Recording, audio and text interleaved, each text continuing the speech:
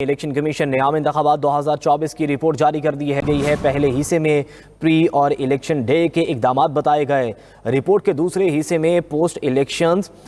نتائج کی تفصیلات دی گئی ہیں۔ رپورٹ میں ملکی اور غیر ملکی مبصرین کی آراء کو بھی شامل کیا گیا ہے۔ مزید جانیں گے فہیم اختر سے۔ فہیم، بتائیے گا رپورٹ میں مزید کیا لکھا گیا ہے؟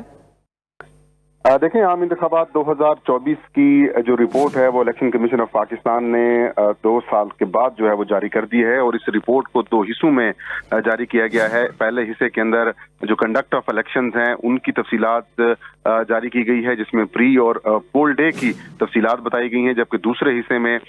جو پوسٹ الیکشنز ہیں جیسے نتائج وغیرہ ہیں ان کی تفصیلات کو جاری کیا گیا ہے۔ الیکشن کمیشن آف پاکستان کا کہنا ہے کہ عام انتخابات 2024 پاکستان کی تاریخ کے سب سے مہنگے ترین انتخابات تھے، جن پر 33 ارب 48 کروڑ روپے جو ہے وہ خرچ ہوئے ہیں، جبکہ 2024 میں جو اخراجات ہیں وہ 2 مالی برسوں کے اندر پورے کیے گئے ہیں۔ اس کے علاوہ الیکشن کمیشن نے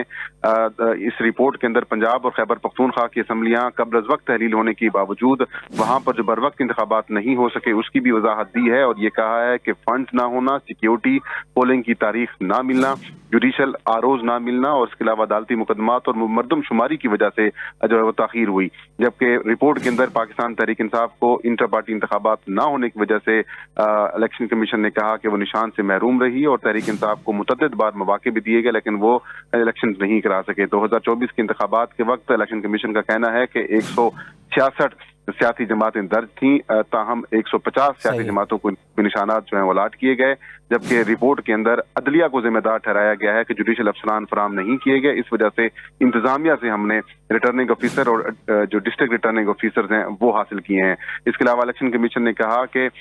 جو بیلٹ پیپرز کا سائز ہے وہ کم کیا گیا، کیونکہ جو سیکیورٹی فیچرز والا پیپر تھا وہ مہنگا مل رہا تھا، اس کی دستیابی بھی مشکل سے ہو رہی تھی، اس سے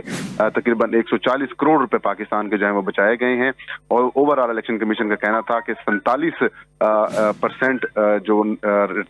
جو ٹرن آؤٹ ہے وہ عام انتخابات کے اندر رہا، اور 376 جو الیکشن پٹیشنز ہیں وہ عام انتخابات 2024 کے بعد مختلف عذرداری ٹریبیونلز کے اندر جو ہیں وہ دائر ہوئی ہیں۔ ٹھیک ہے، بہت شکریہ اپڈیٹ کرنے کے لیے۔